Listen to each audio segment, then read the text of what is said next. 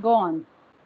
You said that low mass binaries can be detected with Earth-based detectors, but why, as in what goes wrong with high mass binaries? Mm-hmm. Okay, fine. So yeah, so the low mass. Okay, so let me just go back so that I can explain you slide. Okay, maybe I can explain you. Yeah, maybe I can explain you with this. Okay, so here you can see the noise curve. Okay, of the Earth-based detector. Can you see this? Yes, ma'am. Yeah. So here is a frequency, and then here you can consider to be a strain. Okay, H maybe H of F. All right. So now when can you detect something? Essentially, you can detect it when the system enters this bucket. You can treat it as a bucket. Okay. So here this is a seismic wall. Okay, and this below this typically this frequency is around 15 hertz or something. Okay, so below this the terrestrial noise is so much that you cannot essentially I mean that gives a very bad sensitivity below this frequency. Okay, so only when the source frequency, the gravitational wave frequency from the source, okay, is above this, then you can start observing it in this band. All right. So now this you will continue to observe till basically it goes through that inspiral phase and then it merges. Okay. And typically when you take a binary system, okay, when you do in your GR, right, you can do a GR calculation, and it's essentially there is something called as a last stable orbit, last stable circular orbit of a binary system. Okay. So that goes as 1 over total mass. Okay, so higher is your mass, lower is the frequency of the last stable orbit. Okay, so if you have, as your system becomes higher and higher, you can imagine that limit starts going to lower and lower frequency. So as a result, at some point, your last stable orbit, and you'll have very less number of cycles inside the band. Okay, so the system essentially merges even before it enters the ground based detector band, and hence you cannot detect them. Does that answer your question? Yes, ma'am. And another question. So, Mhm. why can't we detect continuous gravitational waves? You can. You can detect continuous gravitational waves. Okay, but the gravitational waves that were detected were like the final burst that comes during the I merger, think right? he is asking why we haven't seen them so far. Is it? Yes, Is that yes. what you are saying? Basically, the Asking? waves from the binary pulsar or something like that. No, no. So we have seen waves from a double neutron star. Okay. When they enter this 15 hertz, 15 hertz onwards. So lower is the system, it more cycles the system spends in this band, okay, and you detect them, okay. Before this frequency, I mean the source still is going to emit gravitational waves in that frequency, but it is just that our detectors are not sensitive to observe that phase. Okay, that is one answer. The second thing, if you meant that why we didn't see a continuous wave from a pulsar, for example, a single pulsar, okay, if you want to observe, there are efforts to observe a single isolated pulsar emitting gravitational waves. Okay, however, the strain which it produced because of this, asymmetry on the surface is extremely low. So if you want to really observe them, then you have to observe a very, very, very, very long signal. Okay. And you need to integrate for many years actually of data. So that's one of the main reason why we have not seen any isolated pulsars so far. There are also uncertainties about this asymmetry on this surface of the pulsar also. Okay, so we do expect that when you have next level detectors or more advanced detector, we should be able to see uh, isolated pulsars also. Does that answer your question? I Yes, tried ma'am. to answer for both the systems. Yes, ma'am. Okay. Okay. Thank you. Any other question? Yeah, when we were talking about the interferometric system, the sensors, Mhm. there you talked about 10 to the power minus 9, the vacuum is that though compared to the normal atmosphere. So and that is that and we also talked that the distance the mirrors move, that Mhm. the sensitivity of those mirrors is less than the width or the Mhm. radius of the atoms in Correct, correct, correct, yeah. correct. That's So right. even in such low atmosphere, I'm pretty sure you still aren't able to completely eliminate any possible particles. So like, Correct. aren't there chances of just one random particle hitting the mirror on at just the wrong time and completely ruining the observations? Yeah. I mean, we have, well, I mean, there are lots of things which happen. I mean, yeah, that's as you just correctly said, the system is not at all clean. Okay, you see a lot of noise sources like scattering, right? Exactly like what you mentioned, that the laser is scattering through the all these tiny residual particles, right? And because of which we get lots of glitches. Actually, we get lots of scattering glitches. I mean, in the recent run, we are seeing lots of scattering noise. The more sensitive the instrument becomes, we see different classes of glitches, primarily coming because of all these sources. Yes, we do see. It's not that we have not seen. So it's not. So basically, when we um, okay, so I mean, I've not talked about. So what we discussed so far is only about detectors. Okay, but that is not sufficient. So we need to have algorithms, okay, which pick what we want, okay, and which can essentially downweigh all these other uh, uh, kinds of noisy glitches. Okay, in fact, we see many glitches. Okay, I mean, it's a huge plethora of glitches. So we do various things to essentially eliminate all these things. For example, uh, we cannot do detection with just one detector. Okay, so we put a condition that the source should be coincident between two detectors. Now, this is a very important condition, because that sort of reduces, right? Because when you say that, okay, the source should be identically appearing in both the LIGO detectors, which are separated away from each other, right? They are sitting in a completely different background, different setup, and all that stuff. Okay, so when you do that, then all these random events, the chance that they are coincident in both the detectors essentially reduces. Okay, so we typically we never claim detection with just one detector. We always claim with a network of detectors. Now, along with the two detectors, also Virgo is coming online, and we expect that everything will improve.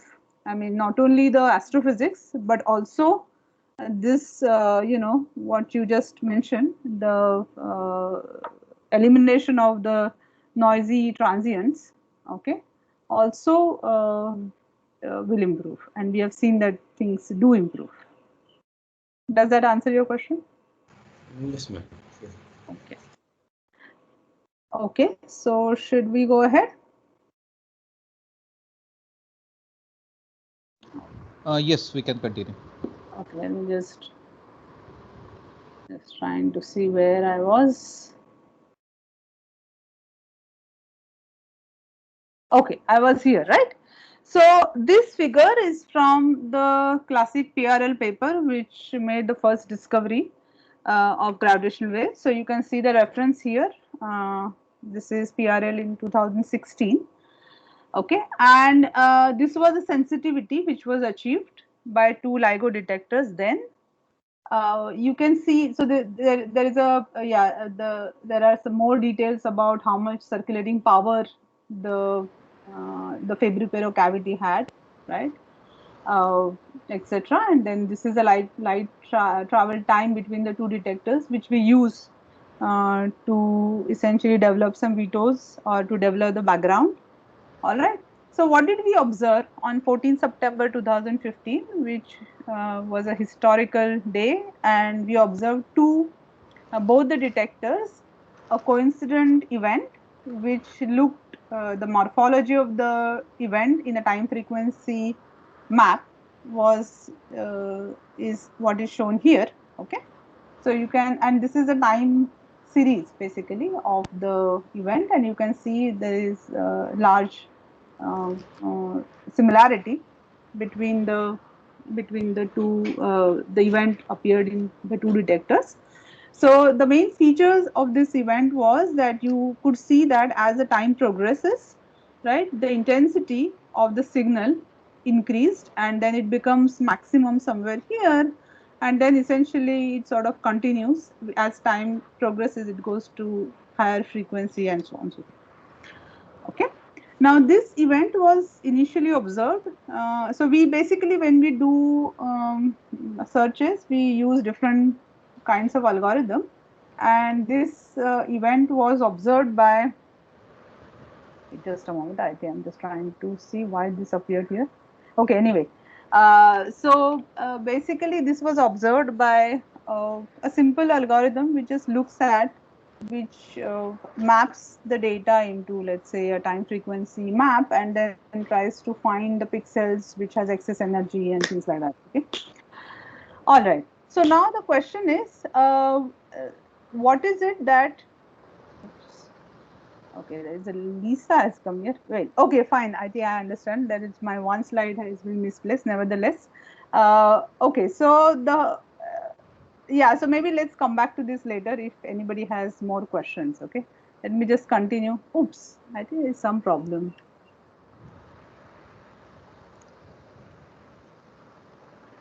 Okay. I think my two slides are off. Okay. Fine. So कुछ तो कुछ हो गया है. Perhaps your slides are hidden or being skipped. Wait. I'm just trying to see.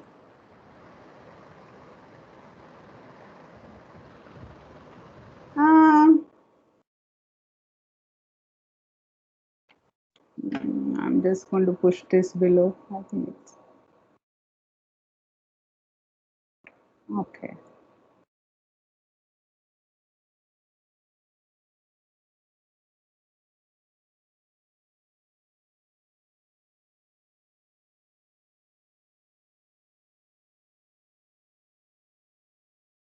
Okay.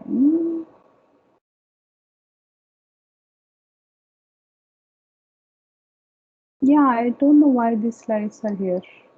Okay, anyway, so I will just go to what I want to talk. Yeah, okay, fine. Right. Okay. So basically, this event was observed by a time frequency. I mean, an algorithm which does not really look for the compact binary system, but essentially it just looks for some excess in the data. Okay, and this algorithm essentially gave the alert, and then we did an extensive study of this signal. uh, so when we try to understand that what is, so let's say when you find something, and I think one of I think one of your friends just now asked me a question about, if you can have some noisy things which are appearing. So yes, we see lots of noisy things, and the way we sort of assess things is we do a very particular class of analysis, where you essentially ask a question that what is the chance that any noise, right, would have mimicked this signal. And when we did our analysis, essentially we found that the false alarm probability for this event was very low, and it was basically equivalent if you conduct an experiment of, let's say, tossing two coins and 22 times, right, and in all the draws essentially you get 22 heads, right. So the probability of that essentially is very low, and that was the probability which was attached to this event. So which basically meant that it was indeed an astrophysical event. And then this event was investigated thoroughly, and what we found was that this was a compact binary system with the mass which is greater than 25 solar mass. So basically the system was 36 solar mass and 29 solar mass system, which merged to form a final system of 62 solar masses, a black hole.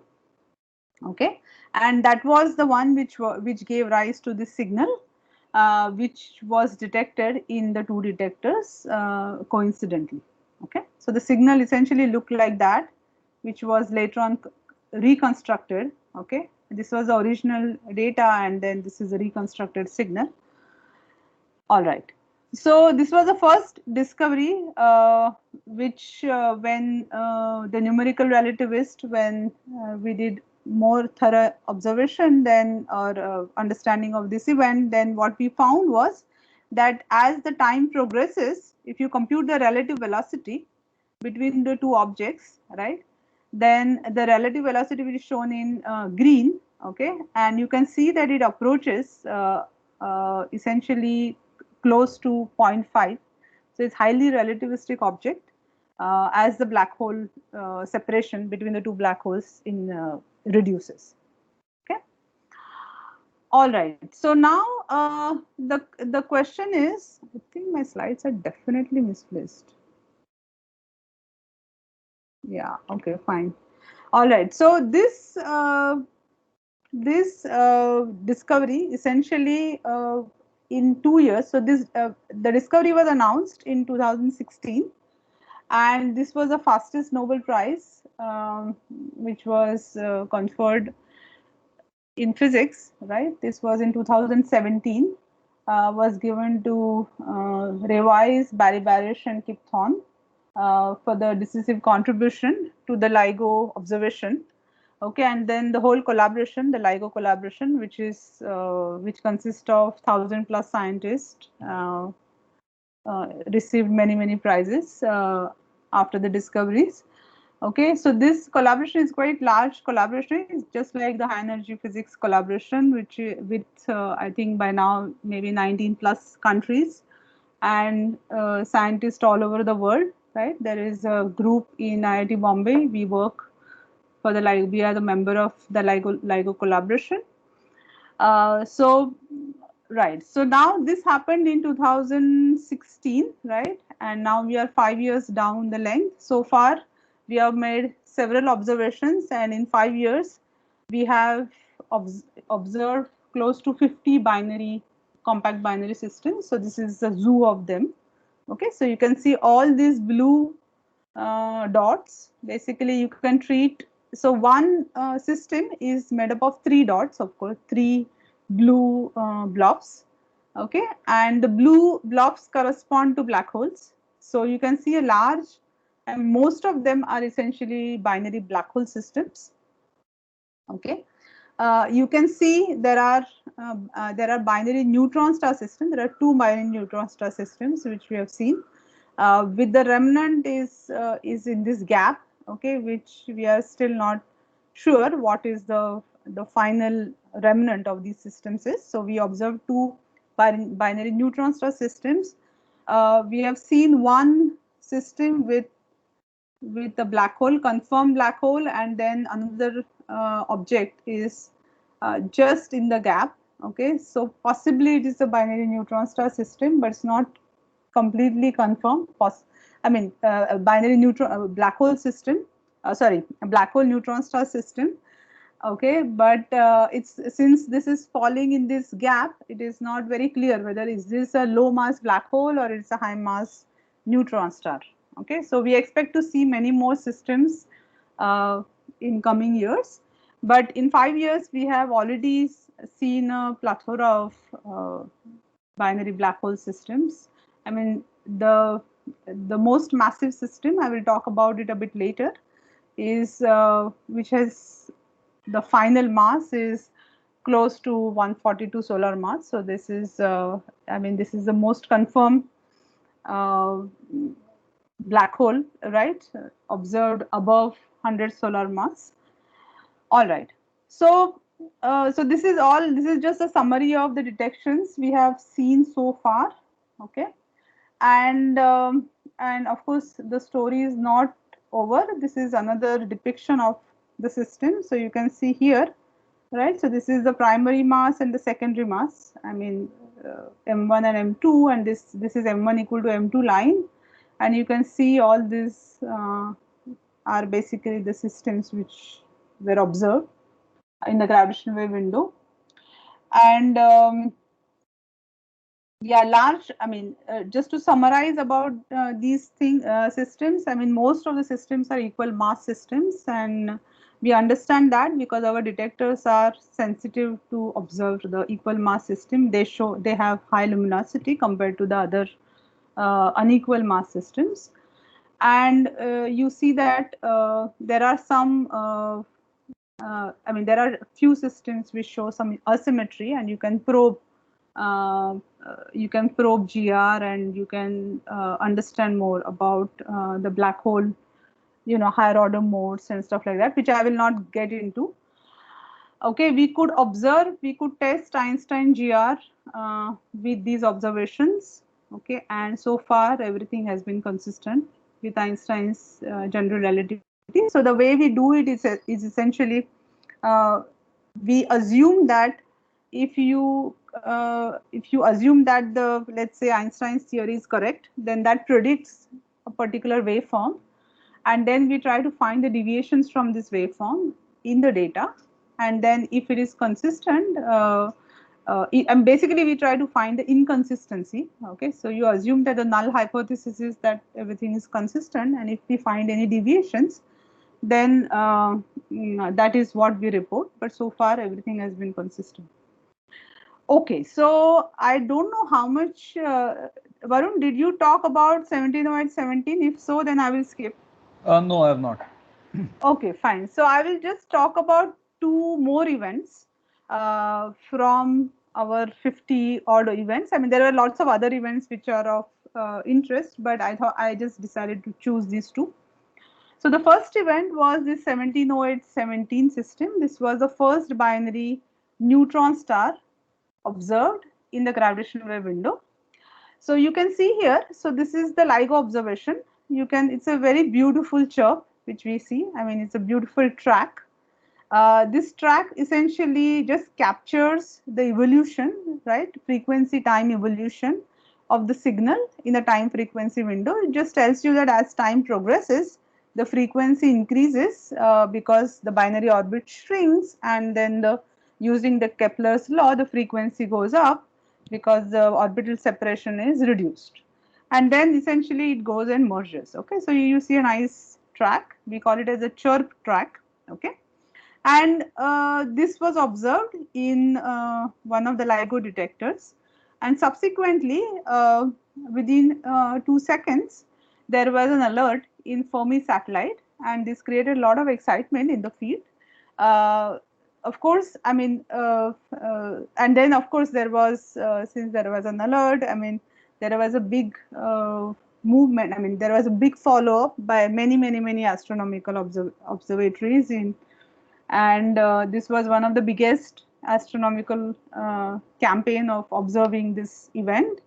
And we learned a lot about this event, because the interesting part was this was the first multi-messenger event which was followed up in the gravitational wave observatory as well as in the electromagnetic pan window observations. It was made by this event. So there are many things which we could probe. So the first thing, which is the most important thing as far as astrophysics is concerned, so far people knew, I mean, we had seen many short GRBs. GRB is a gamma ray burst. It's a very, it's a copious burst of energy. It's a huge explosion in the universe. And while people could sort of associate, the source progenitor to the long duration burst, which is roughly greater than something like 2 or 3 seconds. There were also short duration gamma ray burst, and the progenitor of that was not confirmed. Okay, people had theories that maybe the compact binary mergers with neutron stars might be one of the plausible progenitor of this source. And this event, when you observe something, right, in coincident, right, that you observe a binary neutron star, a confirmed binary neutron star with a beautiful track in the LIGO observatory, and subsequently you see a gamma ray burst, short duration gamma ray burst in the Fermi satellite, okay, that essentially confirmed the connection between these two, and that was one of the big puzzle which was sort of lingering for a long time. And so that was one of the that was one of the exciting things about this event.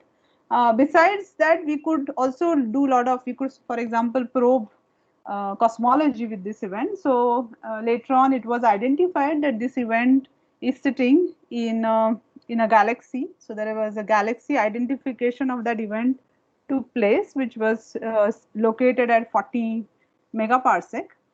And with this galaxy identification, you also know the redshift of the, since you know the galaxy, you know the redshift, and you know the distance, and using this information along with the gravitational wave observation, one could actually probe cosmology, right? You could probe Hubble's constant, and that was another exciting thing which happened with this event.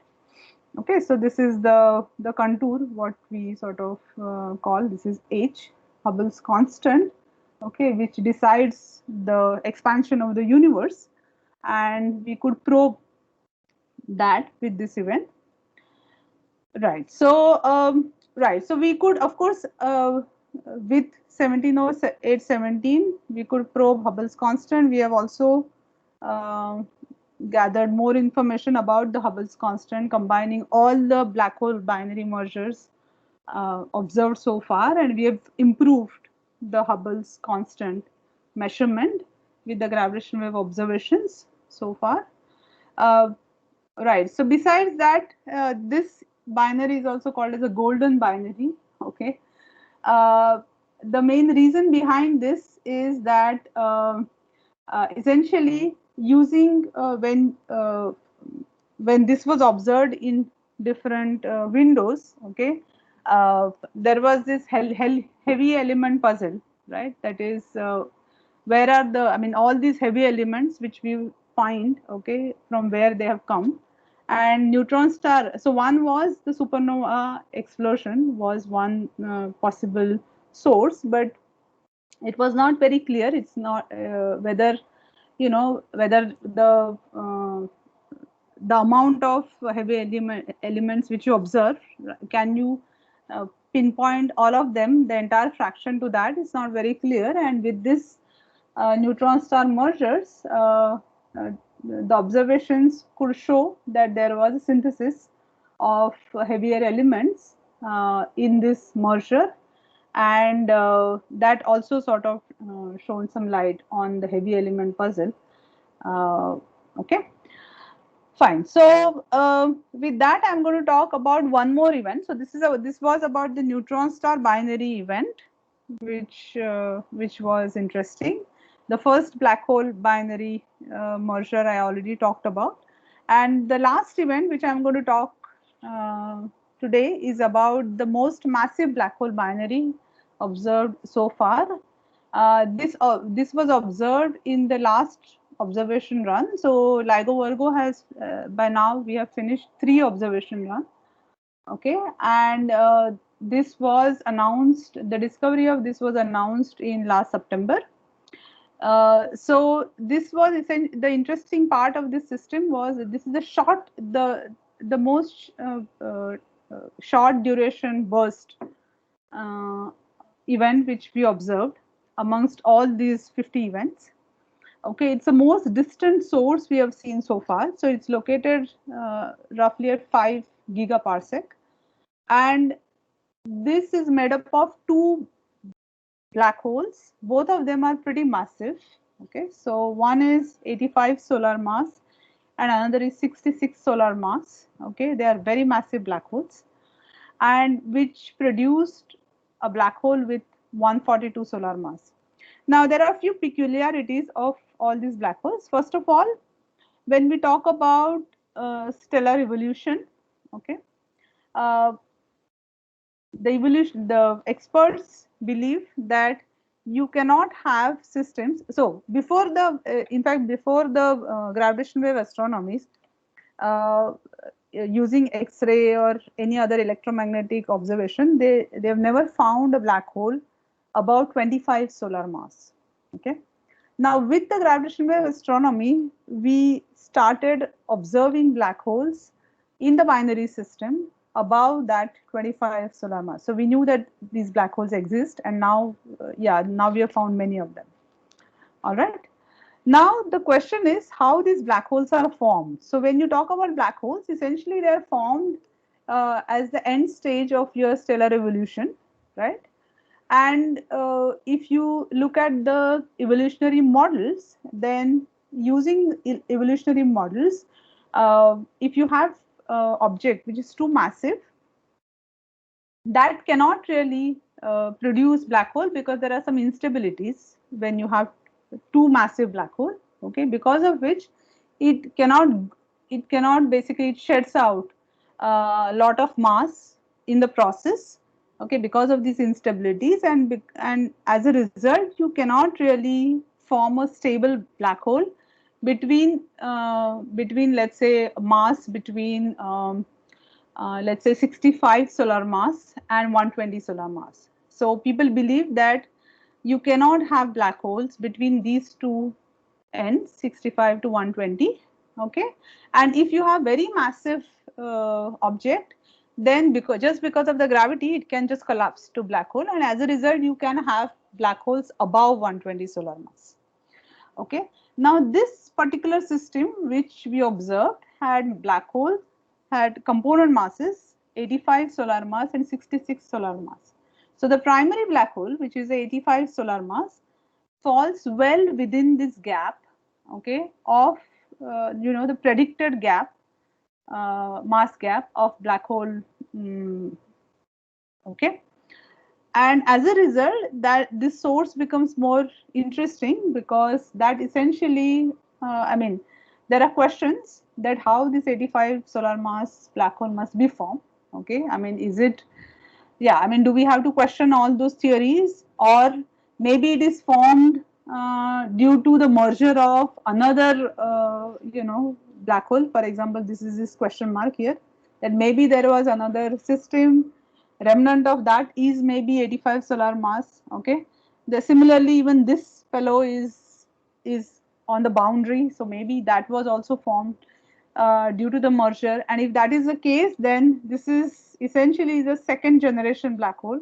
It's not the first, right? Because it's essentially formed by some other black holes or maybe some other compact objects. And that also gives an indication of how the black holes must be forming in our universe.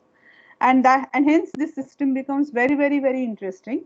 Okay, because of this reason, uh, the final black hole is 142 solar mass, which falls in what we call it as the intermediate mass black hole regime, which is the black holes above 100 solar mass.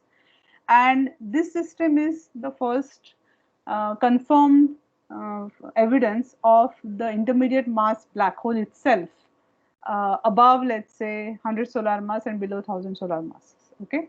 Now these intermediate mass black holes are very, very, very interesting because if you find such masses with higher and higher masses, then there is a theory that our black hole, which is sitting at the center of our galaxy or many galaxies, right? So you have this huge supermassive black hole which sits at the centers of many galaxies, and there is a proposition that these black holes might be formed because of the collisions of intermediate mass black holes. So essentially we are talking about now all these black hole collisions happening, maybe in a very dense environment, because you need to have a suitable environment for it to form. And this system, hence it becomes very interesting, and it opens up, I mean, it first of all gives evidences of such systems, and as well as opens up many more questions. All right, so with that, let's go to the next decade. We expect to get going all these detectors, right, in their advanced configurations. We expect that, I mean, you can see many more events. I mean, for example, we have finished 3 observing runs so far. The 4th observing run will start maybe a year or 1.5 years down the length. Okay, and with that you will see there are advancement, and hence you expect many more events. I mean, in 3rd observing run itself we have seen many more events so far.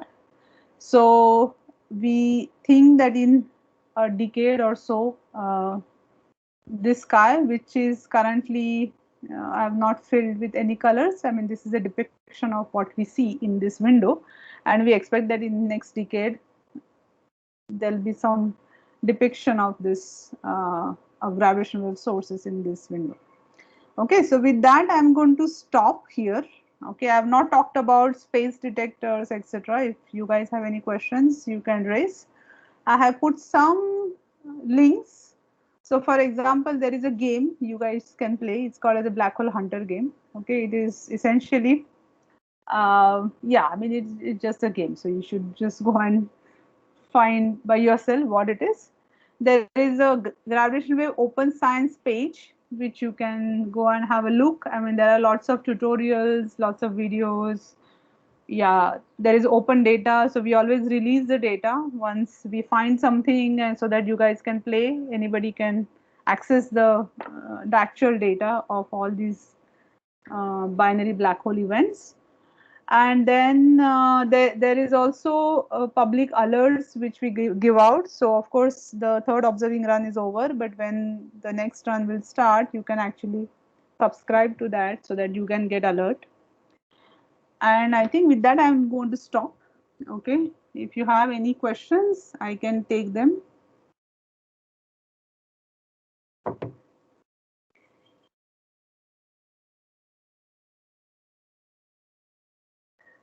Hello. Questions, anyone? There is one question, Parth. Mm-hmm. Yeah, hi, ma'am. So I was Yes. curious about the fact that you had said that you had observed a correlated event in the UV band when you measured an event in the through the LIGO interferometer, right? So I was wondering whether this actually places, or let's say this actually confirms the postulate from general theory of relativity that the speed of gravity has to be the speed of light. And Okay. Fine. So there was, yeah, we had put a limit on the speed of light, sorry, speed of gravitational waves, because the fact that you know that the event is located at 40 megaparsec, right? And we know what is the separation between the two events, which was some 2 seconds or something. So using that, you can basically constrain on the speed of gravitational waves, and we had put the constraint on that, and that was very close to the speed of light, just because of the fact that it's 2 seconds and it's 40 megaparsec. all right. Is that clear? Yeah, yes, ma'am.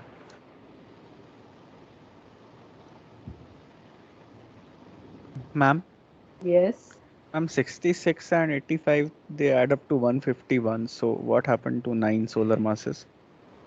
It's 66. What 66? Ah, okay. This Masses, one. the mass loss. There is a mass loss in gravitational waves. So that, so you So mean to say that basically, you gravitational convert waves, that mass into energy, and that much energy is lost in gravitational waves. so gravitational waves, they like, in addition to draining away the energy from the orbit so that the orbit becomes closer and closer, they also like cause mass loss. So Yeah, because you have to consider the total energy, right, of the system, and the total energy is made up of everything, no? Okay, okay. Yes. Yeah. And also, do gravitational waves change the angular momentum of this orbit? Yes. Yes. Angular momentum of the orbit, yes. So basically, well, so I think what happens is the following. So you have orbital angular momentum, right? I didn't talk about all that, but yeah. But basically, what happens is the following. You have orbital angular momentum. Now you have black holes. Now the black holes have spin angular momentum. Okay. So now when you have your total angular momentum is essentially the orbital angular momentum plus spin orbital angle. It is like same thing what you guys do, right? So your L plus S, essentially J is the total angular momentum. All right. So as it emits, right? There is a spin orbit precession, okay, and your total angular momentum vector is more or less constant, but I wouldn't say it is a constant because it does the gravitational waves do carry away linear momentum as well as angular momentum as well as energy. Okay, so as a result, when we observe it, since we observe a very short duration, in that short duration J is pretty much same, but overall J does change in amplitude, in magnitude basically. Okay. Okay. And when you take the spinning, when you take basically, so the all that thing which I showed you, the orbit and the signal, etc., I assume that the spin is aligned with the orbital angular momentum. But in reality, I mean, you don't really expect that your black hole spin will be aligned with the angular whatever the orbital angular momentum. So it can have any arbitrary. In fact, I mean, depending upon how the black hole binary system is formed, from that the black holes get spin accordingly. Okay, so there is another story behind that. Okay, so let's keep that story aside. So if you have, let's say, black holes has spin, then essentially that will give rise to precession. Okay, so your spin black holes basically precess around the total angular momentum as well as your orbit also precesses. Okay, so this spin precession essentially modulates the signal, and all that information is carried in the gravitational wave signal emitted by such system. Okay, so I mean it follows, yeah, all our classical mechanics stuff. Does that answer your question? Yes, ma'am.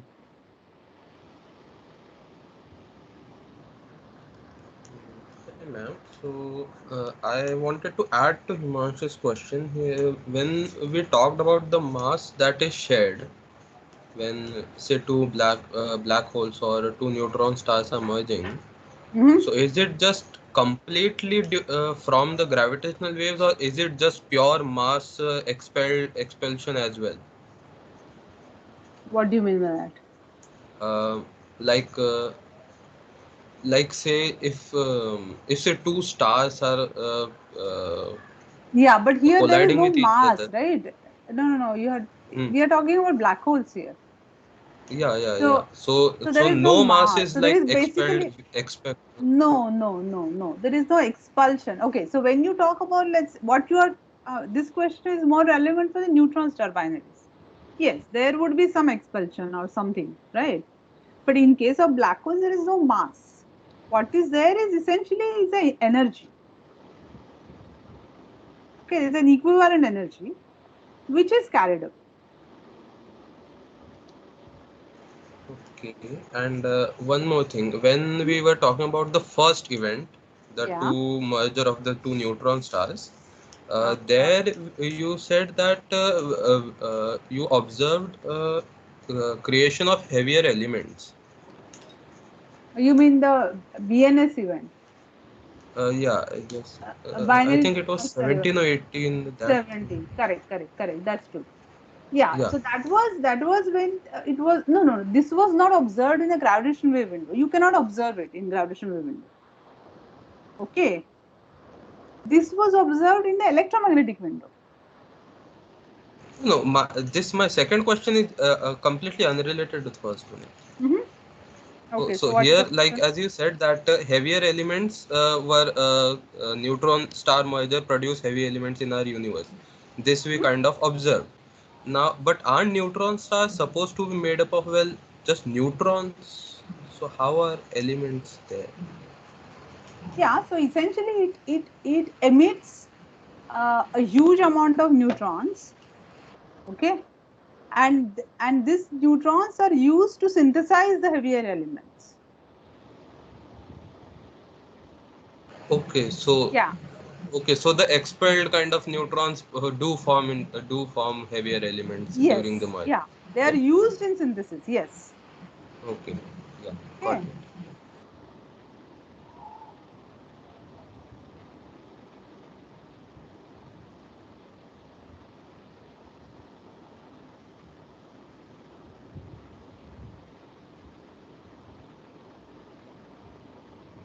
Okay, more questions?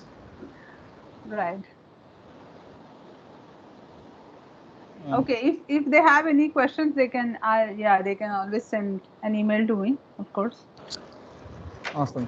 Thanks, Archana. No problem. You're most welcome. Tell me if you want any questions for the quiz for the answer for the final exam. Yes. As I was saying, half of the final I'll put from this lecture.